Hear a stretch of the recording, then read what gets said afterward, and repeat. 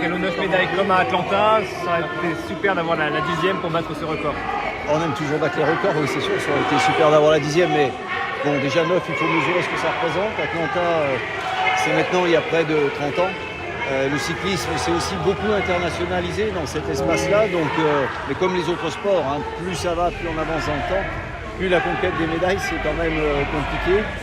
Et refaire le score d'Atlanta ici à Paris, chez nous, pour moi c'est une immense satisfaction, c'est même aussi un soulagement parce qu'on avait tellement envie d'apporter notre contribution à la performance de l'équipe de France qui, on le sait maintenant, va terminer dans les 5 premières nations. Et le cyclisme, il y aura une bonne part avec ses 3 médailles d'or, 3 d'argent, 3 de bronze.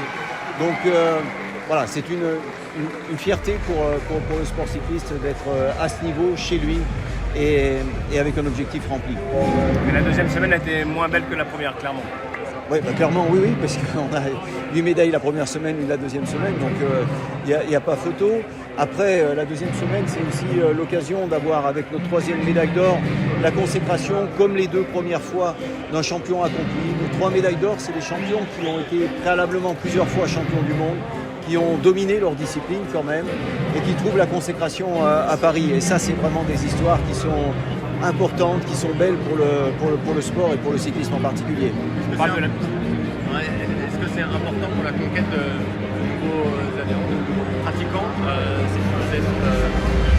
ce soit sur la route, en VTT Incontestablement, et encore plus dans les disciplines qui sont un peu moins médiatisées. Je pense par exemple au triplé du BMX. On le voit, on a un afflux vers nos clubs de demandes d'adhésion. D'ailleurs, on va aussi en profiter pour essayer de lancer un plan de construction de nouvelles pistes de BMX. Et là, c'est certain que les résultats, la performance de nos athlètes, elle nous permettra d'accélérer fortement un certain nombre de programmes et également d'attractivité par rapport aux jeunes, ça c'est sûr. Il y a beaucoup de moyens qui ont été mis sur la piste, hein, parce que le vélo ce sont les équipes pro, le BMX ne s'entraîne pas ici. La piste a demandé beaucoup de moyens et les résultats ne sont pas à la hauteur de ces moyens. Alors disons que ce n'est pas les mêmes moyens. La piste effectivement, mais ça c'est lié à notre histoire, à l'équipement, le fait que l'État, les collectivités territoriales aient investi sur un équipement comme celui-ci, nous amenant à y placer nos pôles olympiques, et les athlètes n'ont pas beaucoup de choix. Hein. S'ils ne s'entraînent pas là, c'est très compliqué pour eux. Donc ça explique que naturellement il y ait plus de moyens sur la piste. Pour autant, en termes de qualité, ce qui a été déployé avec nos autres collectifs est tout aussi important. Et on a veillé, Florian Rousseau a veillé à ce que chaque staff de chacune des disciplines profite de toute l'expertise qui pouvait être en partie liée aux recherches qui sont...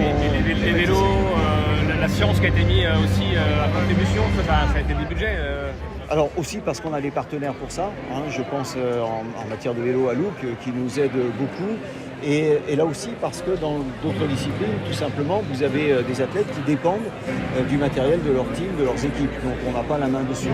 Mais ce qu'on fait avec Look pour la piste, c'est effectivement un partenariat le plus ancien de la fédération et qui permet sans doute à l'entreprise aussi d'avancer dans sa technologie. Et bien sûr à nos athlètes de disposer de quelque chose qui est toujours à la pointe. Mais ça n'a pas porté ses fruits visiblement. Alors pas porter ses fruits, c'est relatif quand même, parce qu'une médaille d'or, vous voyez le nombre de sports qui malheureusement en France vont terminer sans médaille du tout, et sans médaille d'or en particulier.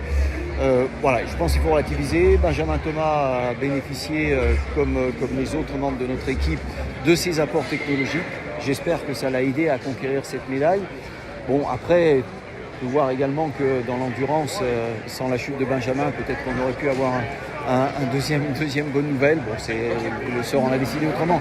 Mais le plus important, c'est aussi d'avoir été chercher ces médailles dans nos 5 domaines, dans nos 5 spécialités, sur nos 5 terrains de jeu qui sont représentés aux Jeux Olympiques. Il n'y a pas de médaille au sprint, on en parlait avec Florian Rousseau. Le sprint, c'est quand même quelque chose qui apporte toujours des médailles à la France depuis 1996 et actuellement. Est-ce qu'il faut repartir d'une feuille blanche? On pense déjà à Brisbane parce que Los Angeles est trop près. Dans quel état d'esprit vous êtes par rapport à ça? Alors voilà, si on reprend le fait qu'on ait une fédération qui est sur 5 terrains de jeu différents, presque 6 collectifs, parce que le collectif endurance est différent du collectif sprint, bon, c'est quand même pas illogique que sur les 6, il y a un peu de déception quelque part. La déception, effectivement, elle est sur le sprint, hein, il faut se le dire. Ça suppose qu'entre Tokyo et aujourd'hui, on a réussi à corriger beaucoup de choses dans beaucoup de nos collectifs. Peut-être pas complètement dans celui du sprint, il faut repartir de l'avant, il faut essayer effectivement de débriefer, bien comprendre pourquoi on a bloqué à ce point-là, parce que c'est quand même un blocage important ici, et comment est-ce qu'on peut demain retrouver un sprint français à la hauteur de ce qu'il a pu être il y a quand même pas mal d'années maintenant, hein. Je pense à remonter assez loin. Une dernière question, on a senti comme à Florian, on a senti chez les sprinteurs qu'il y avait eu des regrets par rapport au changement de staff, à la mise en place d'abord de la cohabitation entre Herman Therrin et Greg Boger, puis le départ doucement, puis la démission de Herman Therrin. Comment vous voyez, est-ce que ça a une part de responsabilité aussi de la direction de la fédération dans cette mécanique qui est amenée, parce qu'on nous parlait d'Olympiade très difficile, les sprinteurs on en parlait comme ça. Je pense que le temps des bilans va venir, il faut analyser ça très précisément, mais pour moi il est important que chacun sache faire aussi son autocritique. La fédération a forcément une responsabilité d'encadrement général, de mise en place de moyens, de dispositifs, mais moi je constate quand même aussi des états d'esprit différents entre nos différents collectifs, et je crois que l'état d'esprit, et celui qui a été inculqué également dans notre maison de performance ici dans les Yvelines, a parfaitement entraîné, engagé l'ensemble de notre équipe de France de cyclisme, peut-être malheureusement à l'exception de nos sprinteurs, et ça doit faire partie des débats.